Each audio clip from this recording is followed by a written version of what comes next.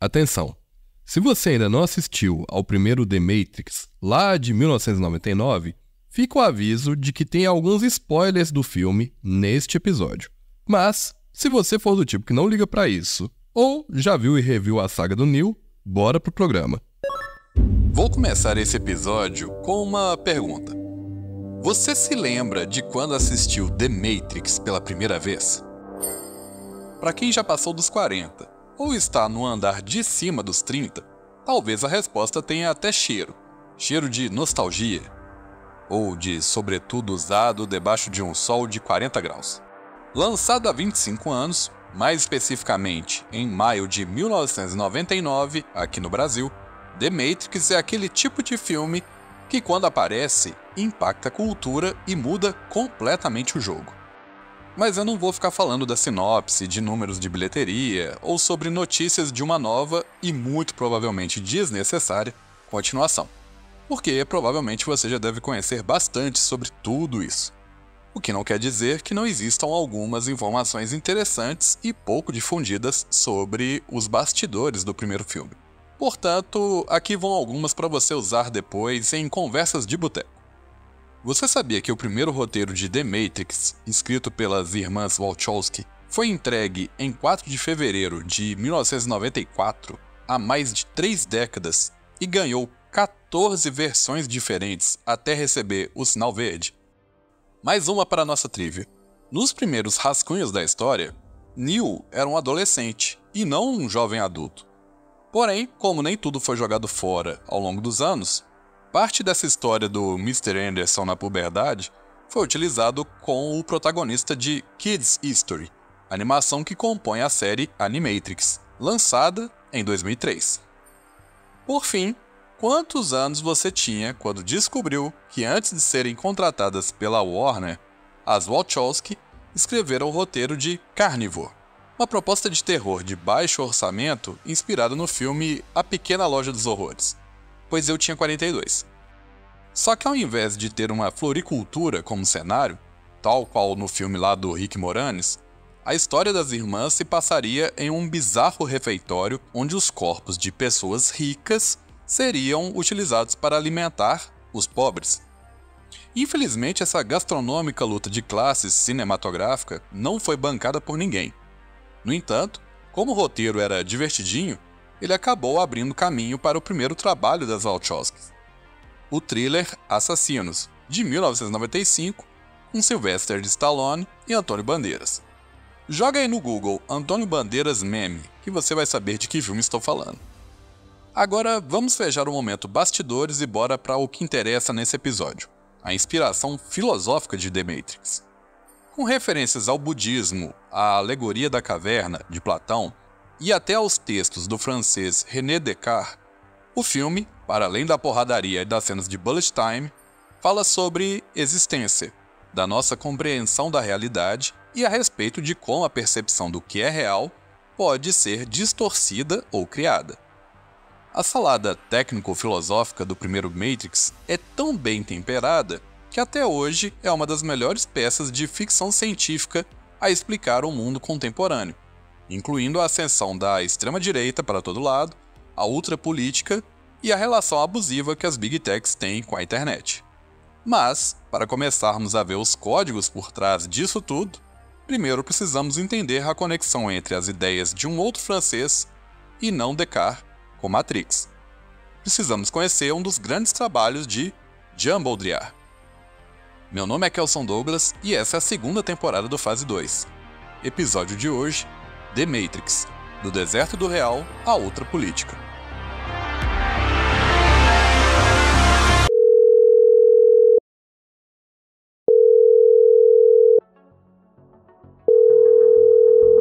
Considerado um dos principais teóricos da pós-modernidade e do capitalismo tardio, Jean Baudrillard foi um filósofo e sociólogo que nasceu em uma cidade do nordeste da França em 1929.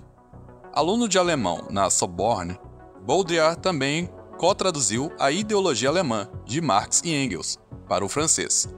Como autor, Baudrillard publicou mais de 50 livros, um desses ultra necessário para compreender o mundo de hoje e sua conexão com a tecnologia. Esse tal livro aparece no Matrix de 1999, logo na introdução do personagem Neo. Por volta dos 7 minutos de filme, o protagonista, vivido por Keanu Reeves, aparece dormindo de frente para uma antiga tela de computador, daquelas de fósforo verde. É quando surge uma mensagem na tela dizendo para que ele acordasse e... Que? Matrix pegou você? Que isso? Ele acha tudo aquilo estranho, mas não tanto quanto outra mensagem que vem logo em seguida. Siga o coelho branco? Alguém bate na porta. Neo se levanta para atender e descobre que são alguns de seus clientes, querendo algo. 2 horas de atraso. Eu sei. Foi culpa dela. Trouxe o dinheiro? 2.000. O personagem fecha a porta calmamente Espera aí. e vai até uma estante buscar uma encomenda escondida em um de seus livros. É nesse momento que ele pega um exemplar verde com o título de... Simulacro e simulação. A dublagem derrapa um pouco no singular, mas é esse aí o livro, Simulacros e Simulação. Chegamos ao momento em que Baudrillard se transforma em um easter egg filosófico dentro de um blockbuster de ficção científica. E não é à toa que o cara ficou griladaço com Matrix. Mas enfim, lançado em 1981, Simulacros e Simulação versa sobre como a realidade, naquele momento por conta da mídia, deixa de existir e então passamos a viver na representação da realidade. Complicado, né? Então vou explicar um pouco melhor. Para Baudrillard, a simulação é uma representação do real, um símbolo de algo que realmente existe. Já o simulacro é a realidade além da realidade, onde a simulação ganha vida e significado funcionando por si só, sem a necessidade de um referente físico ou factual. Tudo vira um mundo de simulações, sem âncora com a realidade. É como se uma pessoa começasse brincando em um simulador de voo com representações virtuais de cidades reais e depois de um tempo ela começasse a crer que as cidades e até os aviões do jogo são mais verdadeiros do que os do mundo real. É aí que eu puxo uma cena de The Matrix, onde Morpheus apresenta para Neo outro conceito de Baudrillard. Bem-vindo ao deserto do mundo real.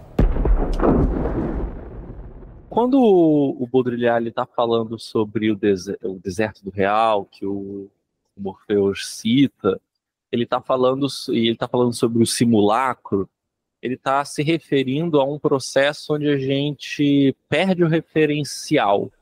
Esse é o FHC, designer, pesquisador de tecnologias e uma das vozes à frente do podcast Regras do Jogo.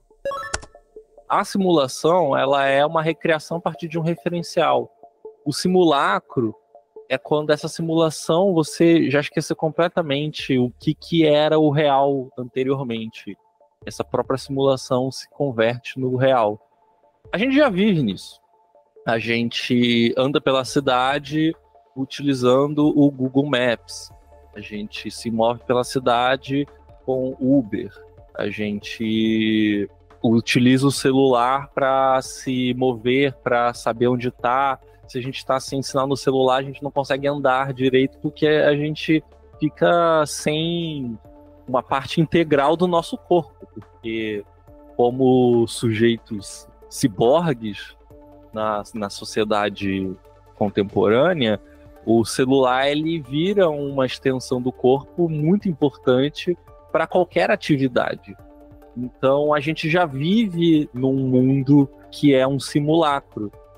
Até lendo, né, observando a literatura da filosofia da técnica, principalmente, né, que vai falar do papel da tecnologia no mundo contemporâneo com bastante ênfase, sim. Nesse momento, quem fala é o Anderson do Patrocínio, advogado com interesse em estudos culturais e parceiro do FHC na bancada do Regras do Jogo.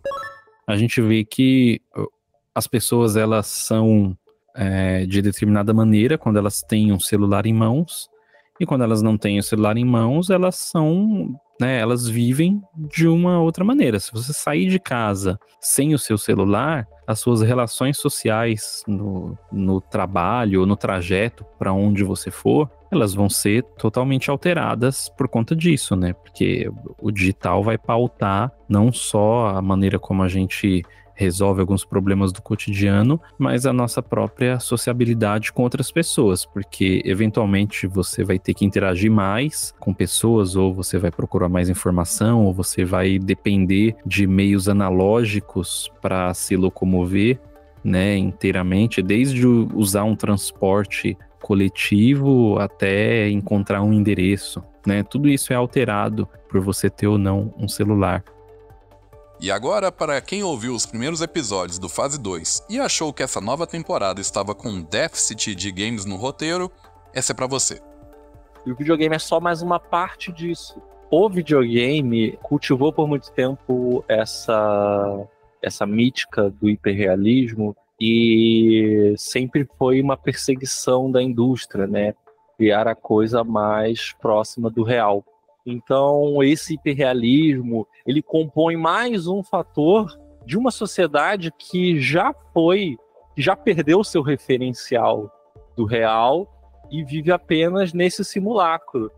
Então, o óculos lá, o Apple Vision, que vem também para intensificar a produtividade, ele é mais um desses, né? Porque ele oferece a realidade aumentada. Ele é uma mistura entre realidade aumentada e realidade virtual.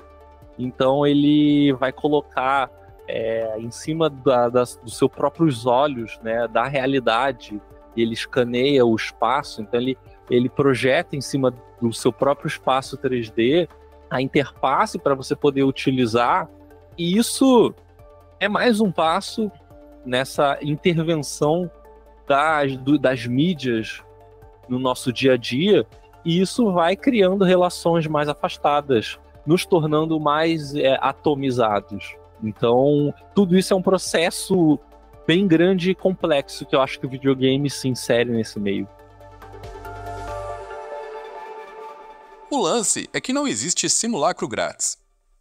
Imagine o seguinte: quando utilizamos aplicativos praticamente para tudo, desde troca de mensagens, ligações, estudo, entretenimento, tudo, começamos a viver numa realidade moldada pelas empresas que criam estes apps.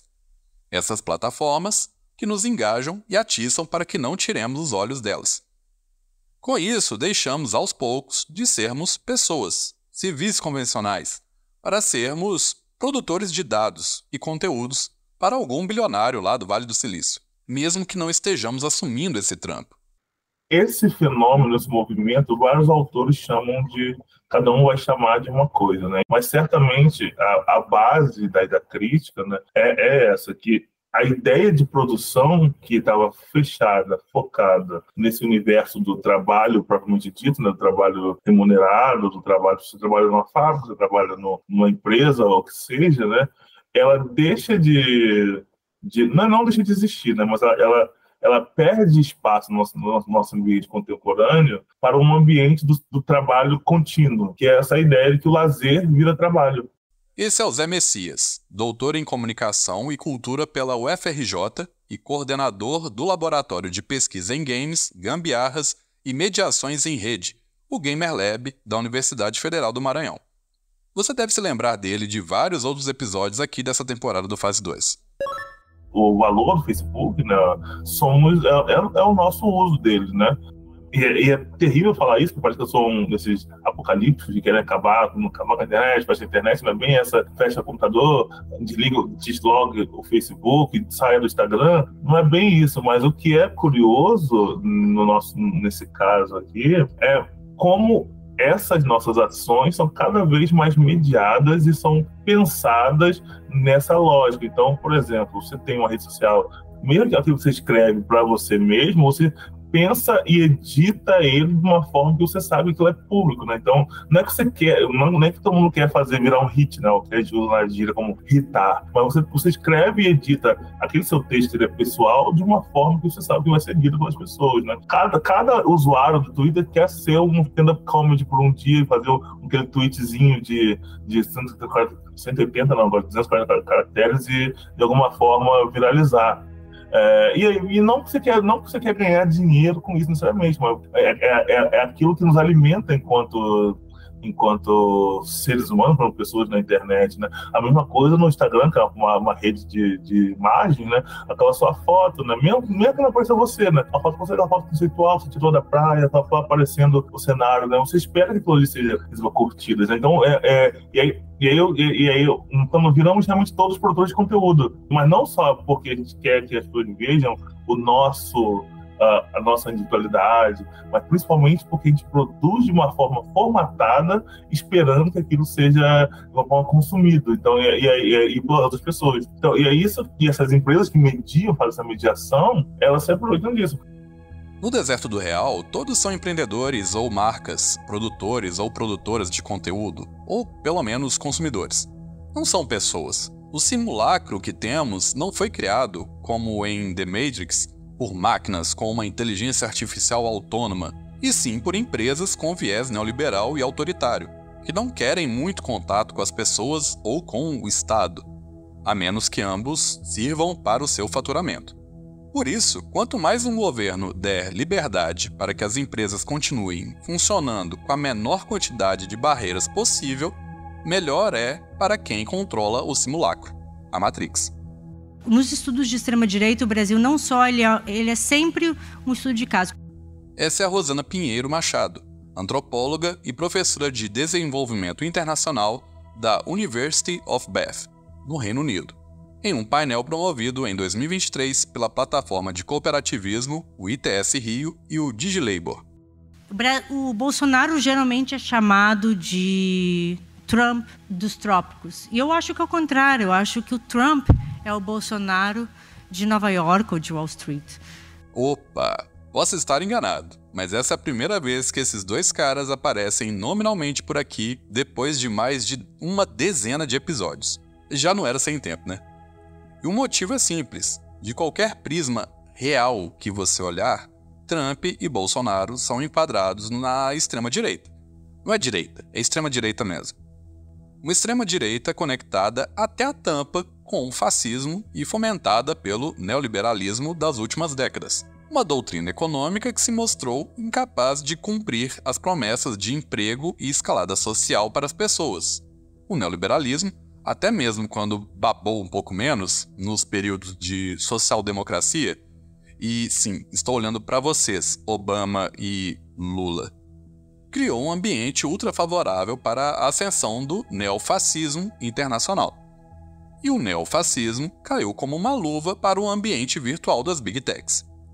Dá até para dizer que os dois cresceram juntos, para falar a verdade. Por isso, não é de se estranhar que o papo neoliberal do empreendedorismo, junto com a precarização do trabalho, virasse o trabalho plataformizado. Mas para ficar nesse tema, vamos voltar para a Rosana, que agora mostra os impactos do trabalho plataformizado, aqui, no caso de quem rala como motorista de apps, e como isso molda a visão de mundo das pessoas, até daquelas que a gente conheceu com outro jeito de ser. Mas o processo mas o que eu acho interessante desses meus 3 amigos, eu digo amigos porque são amigos, é o quanto que eles se tornaram radicalizados nos últimos anos, depois que começaram a trabalhar como trabalhador plataformizados.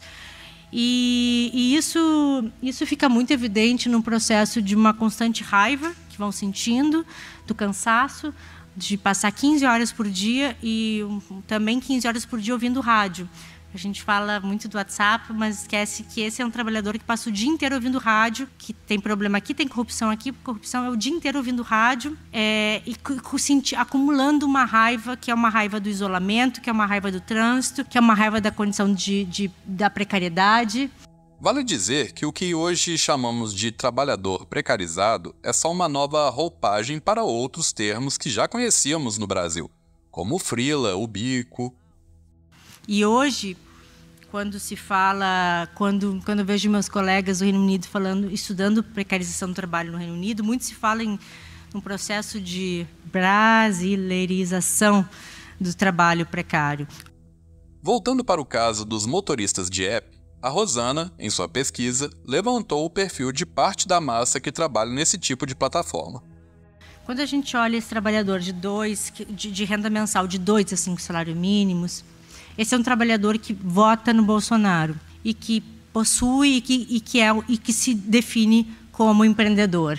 Bolsonaro tem um discurso muito específico para esse trabalhador, ou seja, nenhum, e isso é visto positivamente porque durante a pandemia a gente viu isso muito claramente, porque não fazer nada, não intervir, é considerado positivo. Ele só está deixando o mercado funcionar naturalmente, não incomoda o trabalhador e deixa que esse trabalhador trabalhe. E o Lula entra na campanha tentando pautar esse tema ainda numa espécie de uma dança de como falar em regulamentação para esse trabalhador que odeia a regulamentação. Falar sobre a regulamentação das plataformas é algo extremamente importante, um tema discutido em todo lugar do mundo.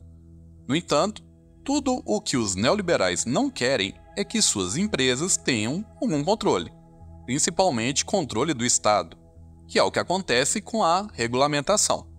Por isso, as Big Techs despejam tanto dinheiro em ações, publicidade e lobistas, que façam com que a opinião pública, principalmente a dos próprios trabalhadores, a defenda. Nesse ponto, Rosana mostra o caso de uma live que ocorreu durante a corrida eleitoral de 2022, onde a regulamentação das plataformas de motoristas foi debatida. A gente começou a coletar depois a gente pegou a fala do Lula no Flow, que é um podcast muito famoso, 1 milhão de pessoas assistindo ao vivo, em que o Lula fala: esse pessoal que trabalha com aplicativo, esses caras precisam de uma regulação. Eles têm que ter descanso semanal remunerado e têm que ter algum direito, porque inventaram que eles são empreendedores, mas eles não são empreendedores. Essa frase foi fatal. Se bater o carro e quebrar, está ferrado. Está ferrado. Então, a gente precisa fazer uma regulação para que garanta às pessoas um mínimo de seguridade social. Aí, os comentários, mais ou menos, vão numa direção absurda. O que a gente conseguiu ver até agora era 78% contra Lula. As mulheres não conseguiam comentar nesse universo, elas geralmente tinham comentários muito mais nuançados, muito mais críticos e às vezes até defendendo Lula, mas elas eram amassadas como não gente nesse universo, ou ignoradas, ou tratadas, ô querida, como você é burrinha. Muitos trabalhadores, e eu digo dezenas, centenas de comentários, de pessoas com medo do Uber sair do Brasil e relatando processos de intimidação, de respostas que tiveram da Uber, que se tiver qualquer regulamentação eles vão sair, eles vão quebrar e vai ficar todo mundo ferrado. É um processo muito forte, isso não é novidade, a gente vem discutindo isso aqui também, de culpar os próprios trabalhadores. Você não ganha muito porque você não trabalhou o suficiente. Você quer se aposentar? Ótimo, vá construir a sua poupança. E teve um depoimento que eu achei incrível para pensar, que ele diz: o Uber está trabalhando para nós empreendedores, a gente contrata o Uber para a gente dar uma comissão para o Uber, e esse é um comentário que foi o mais curtido de todos. A Uber que está trabalhando para a gente contrata, eles nos dão a tecnologia, a gente paga uma comissão pelo uso da tecnologia. Nessa mesma apresentação, Rosana comenta que até nesse ambiente, moldado pelo discurso do empreendedorismo, existe o desejo pela regulamentação do trabalho, além da raiva contra o patrão, nesse caso, a Uber. Só que todo ódio de classe é consumido e transformado em uma lógica onde, contra os donos do meio de produção, esses trabalhadores se colocam como patrões de si mesmos, sem ver que eles não são os donos dos meios de produção, apenas utilizadores do aplicativo. Nesse momento eu sei que algumas pessoas vão se lembrar de um certo influencer bicicletante que se dizia detentor dos seus meios de produção e que foi parar nos Estados Unidos, terra da liberdade e... Ai, meu Deus do céu, às vezes dá vontade de voltar pro Brasil, viu? Tô ficando bem frustrado com a vida aqui, viu? Quero meu país de volta. Now the world don't move to the beat of just one drum. Voltando para os motoristas. Em alguns casos, eles sabem que o que pregam não está certo. Eles olham para fora do simulacro e enxergam a realidade, mas preferem continuar por ali. O que me lembra uma outra cena de The Matrix. Olha, eu sei que esse filé não existe. Eu sei que o que eu ponho na minha boca, Matrix diz ao meu cérebro que é suculento e delicioso. Depois de 9 anos, sabe o que eu percebo? A ignorância é uma bênção.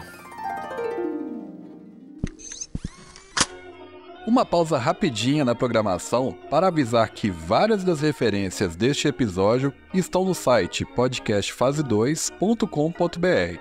Dê uma passadinha por lá depois e aproveite também para seguir o Fase 2 no Instagram, além de deixar 5 estrelas e seu comentário para este episódio no Spotify, Apple Podcasts, Amazon Music ou no seu player favorito. Aquele kit completo de interações que deixa a gente, que produz conteúdo independente para a internet, super feliz. Depois de 6 episódios batendo em aplicativos e Big Techs, eu percebi que faltava perguntar para quem consome, estuda e trabalha com as plataformas sobre os benefícios, os prós dessas plataformas. E eu fiz isso com foco em algo que seria fácil, as plataformas de entretenimento. O principal pró é a facilidade, né, que a gente, enquanto assinante, espectador, tem para chegar nesse catálogo, né, nessas obras. Eu mesma, por exemplo, baixo muito pouco filme hoje em dia, quase nada, depois que eu comecei a assinar a plataforma de streaming.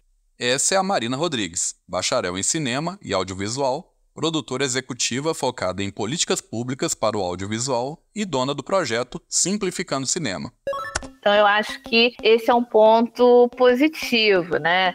Meio que democratiza, né, entre muitas aspas, esse acesso. Fica mais fácil, você não precisa mais se deslocar da sua casa para uma sala de cinema quando você não quer ver tanto aquele filme como algum outro título que você queira ver, né? Ou não precisa ficar esperando o horário daquela série para assistir na televisão. Qualquer horário que você sentar, você vê. E se encerra por aqui a lista com os benefícios das plataformas. Pelo menos as de streaming audiovisual, como Netflix, Amazon Prime, Max e outras. De negativo, eu acredito que seja o modus operandi dessas empresas enquanto produtoras de audiovisual, né? Sem a devida regulamentação, que já é um assunto muito manjado, mas mesmo assim é algo que está muito parado no Brasil ainda, essa definição, ao passo de que a gente acabou entregando boa parte dessa indústria audiovisual que vinha se desenvolvendo muito bem na mão dessas Big Techs, né? As plataformas de streaming. E elas entram com tudo, né? Elas querem contratos exclusivos, elas não deixam brecha para que esses direitos patrimoniais fiquem também com os produtores, com os autores da obra, né? Quer dizer, se aquela série for cancelada, essas pessoas não têm como movê-la para um outro canal de streaming, para uma outra programadora de TV a cabo, para uma TV pública, por exemplo. Não tem como vender essa série para um outro lugar e continuar ganhando com aquilo, né? Uma pequena pausa para lembrar de algumas séries que morreram e não tiveram pós-vida em nenhum outro canal ou plataforma. Mindhunter, Pushing Daisies, The Get Down, Deadwood, Westworld. E eles também não ganham nada depois que a série fica pronta, né? Então não tem essa questão dos royalties, que a gente acompanhou muito agora na greve dos roteiristas e atores de Hollywood. A questão dos royalties sempre foi a maior preocupação junto com a inteligência artificial. Uma outra pausa agora para entender um pouco melhor sobre o que foi, afinal, essa greve que rolou no ano passado com os roteiristas. Há 15 anos, aconteceu uma greve de roteiristas em Hollywood que desestabilizou a indústria. Foi uma greve longa, durou 100 dias, e agora estamos prestes de ver uma nova greve de roteiristas acontecendo.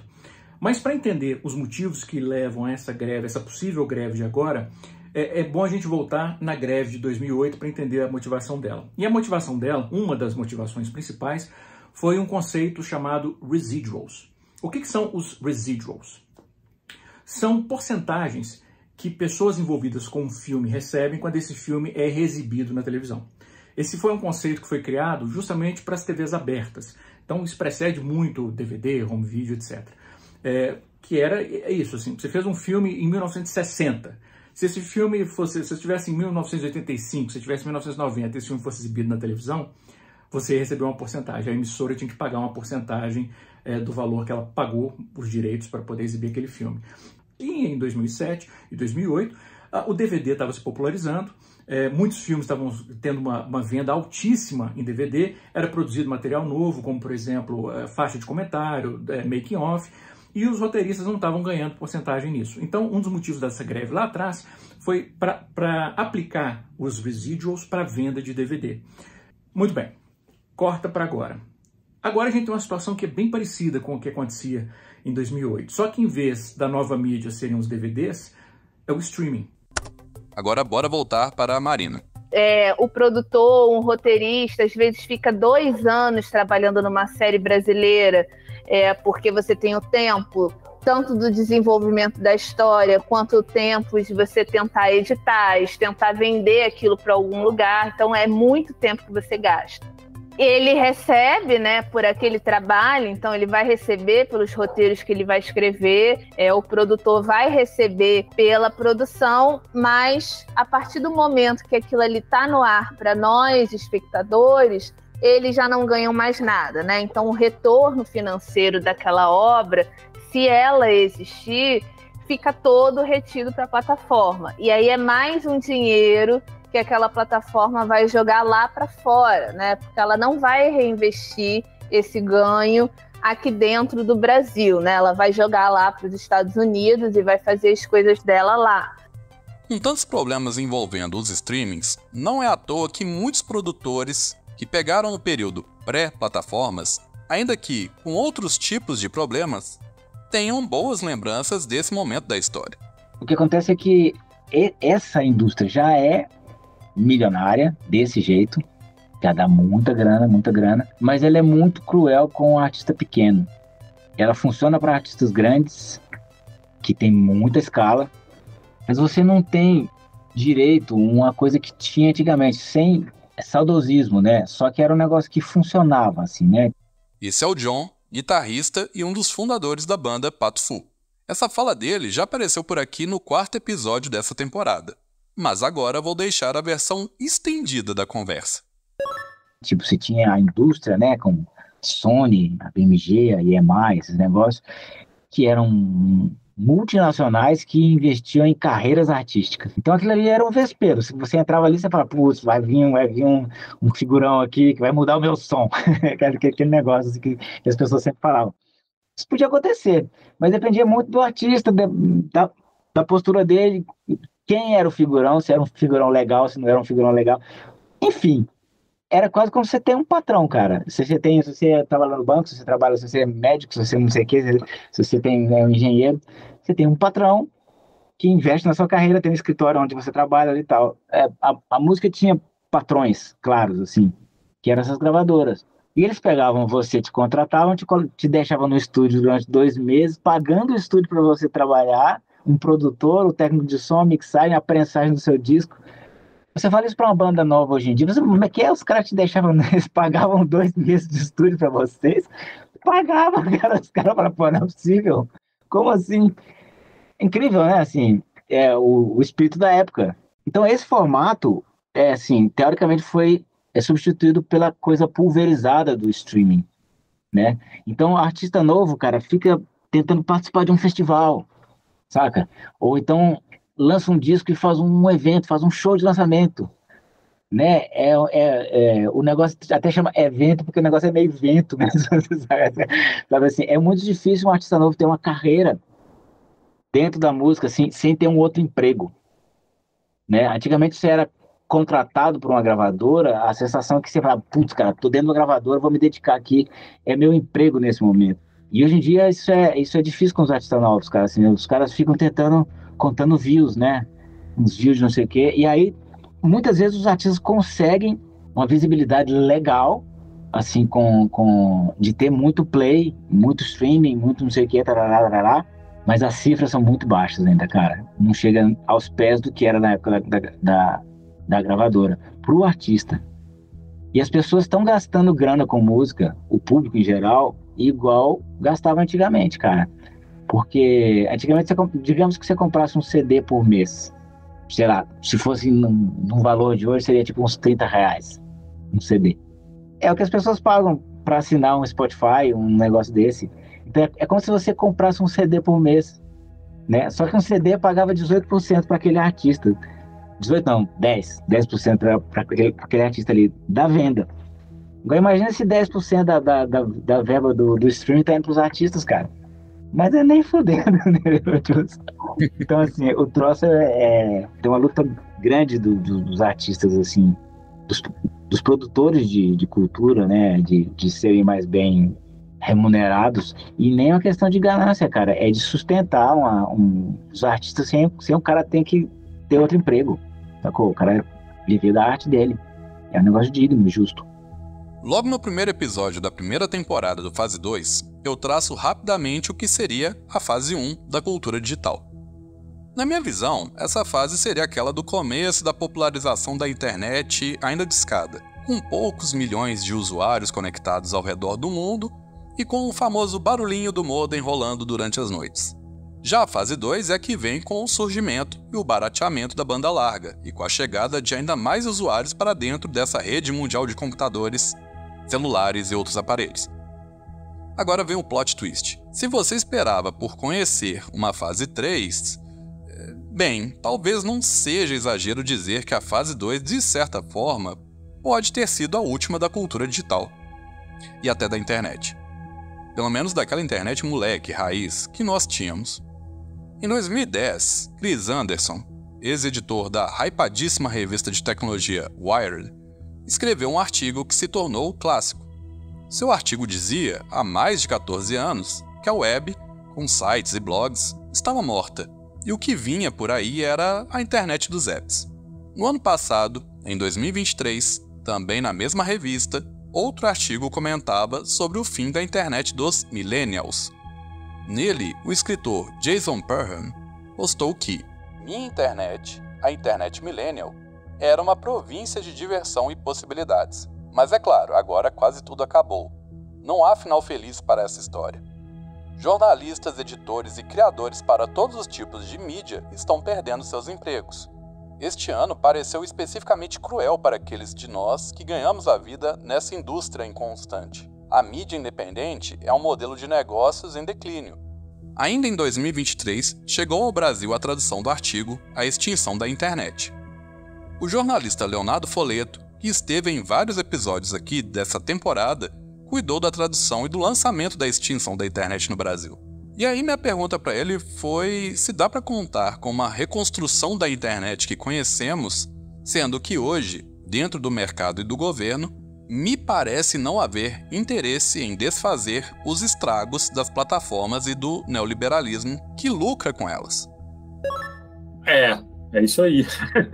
Eu tocou no problema certo, assim, acho que essa eu diria que é uma grande discussão hoje, não apenas brasileira, mas quanto global, né? Não à toa, né, o livro que tu mencionou, né, A Extinção da Internet, é um livro escrito por um pesquisador holandês, o Gert Lovink, que há muito tempo, desde os anos 2000, vem tratando a internet de uma forma crítica, cuidando desses processos de apropriação de discursos, de ideias, mesmo de conteúdo, que poderia, se a gente não cuidasse da forma que isso circulasse, não criasse formas de cuidar desse processo, né? O que, de fato, ao longo dos últimos anos tem se propagado. Então, tanto o Gert, quanto Mackenzie Ward, quanto Tiziana Terranova e outros autores que já fazem uns bons 15, 20 anos têm alertado para esse processo de de apropriação da internet para fins comerciais de algumas poucas pessoas, de algumas poucas empresas.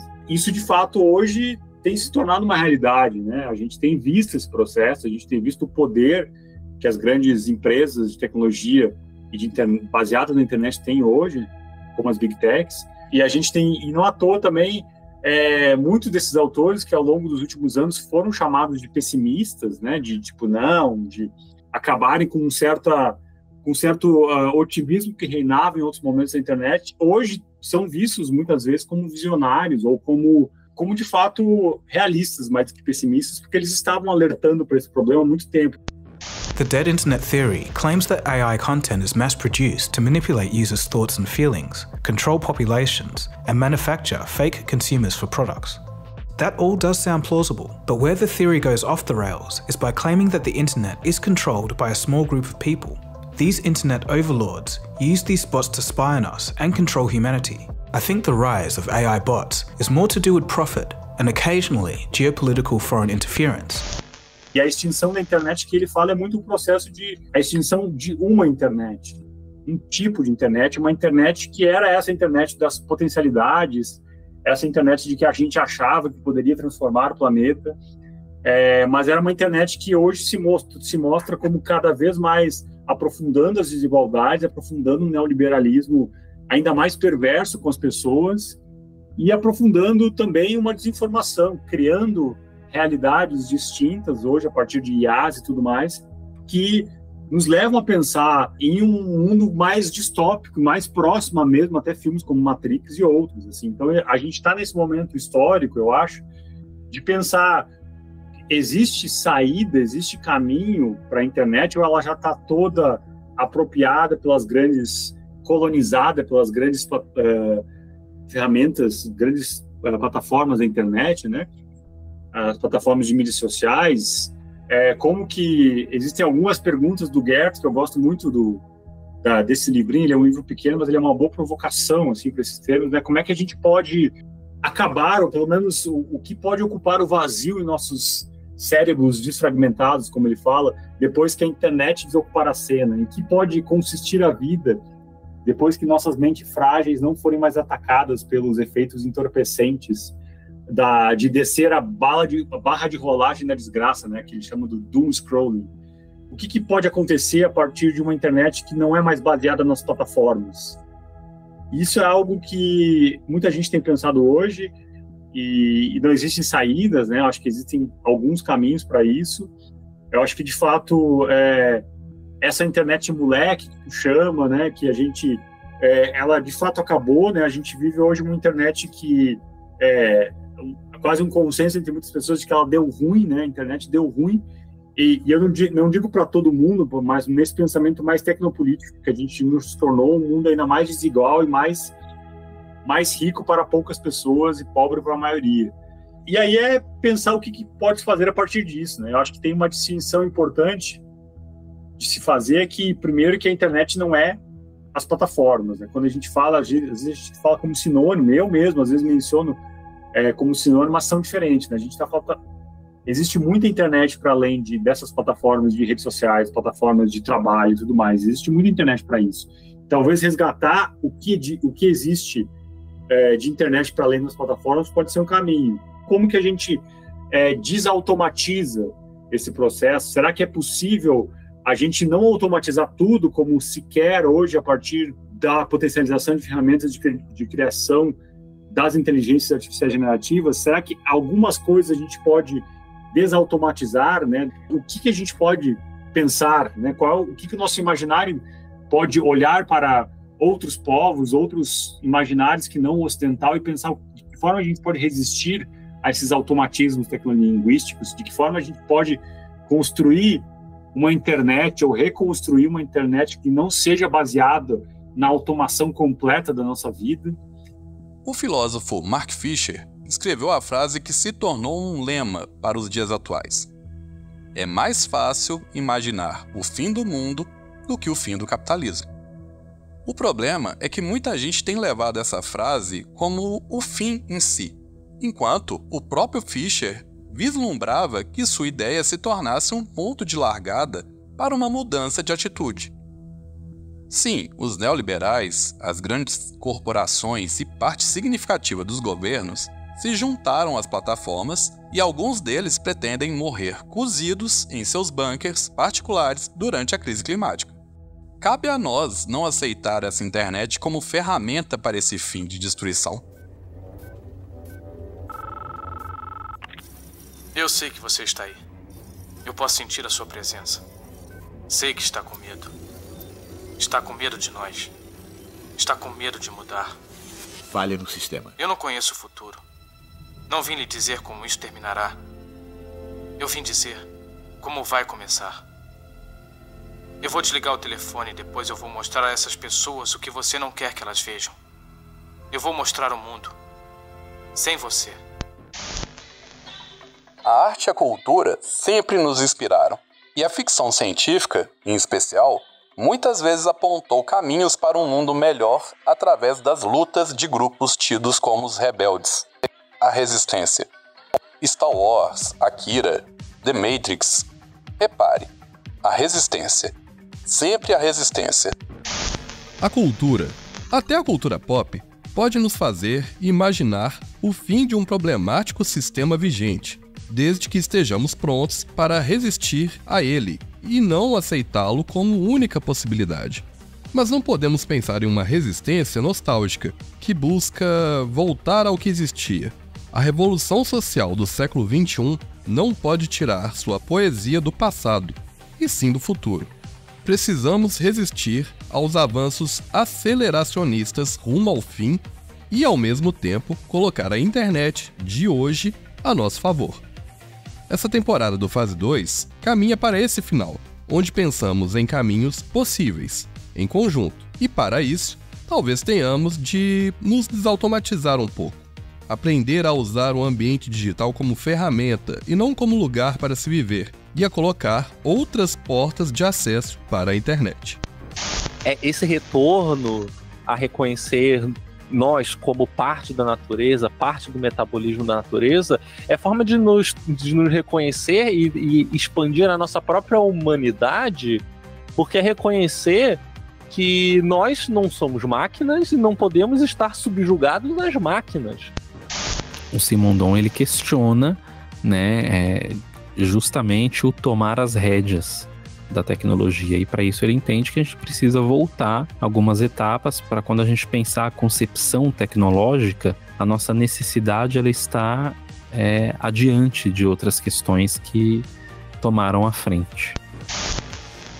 É engraçado porque assim, eu tinha um certo ranço assim, com as pessoas falando da mineridade de uma maneira meio bucólica, assim. Eu acho que é uma coisa que veio da música mineira, né, do Clube da Esquina, não sei o quê. Eu tinha uma certa canseira desse negócio, mas, putz, cara, tá vendo os mineiros falar de queijo rolando na montanha. Eu achava um troço assim, não, cara, eu quero fazer o oposto disso, né? Então, quando a gente cita essas coisas da vida simples, assim, elas são meio irônicas, né? Tem uma piada no negócio. Mas, ao mesmo tempo, tem uma verdade no negócio também. O Fase 2 é um podcast independente que conta com o apoio da Rádio Inconfidência e da empresa mineira de comunicação, a AMC. Esse episódio usou áudios de Ghost in the Shell, The Matrix, Plataforma Cooperativism, Monarch, Different Strokes, Cold Fusion, Instituto de Economia da Unicamp, Record Club Vinil, Pablo Vilaça, Upbeat e A Viagem. Sim, a novela.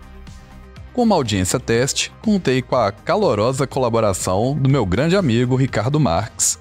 Para fechar, siga o Fase 2 no app da Rádio Inconfidência, no Spotify, Pocket Casts, Castbox, Deezer, Apple Podcasts ou no seu agregador favorito. E deixe 5 estrelas para esse episódio. Faça o produtor de conteúdo indie mais feliz. Grande abraço.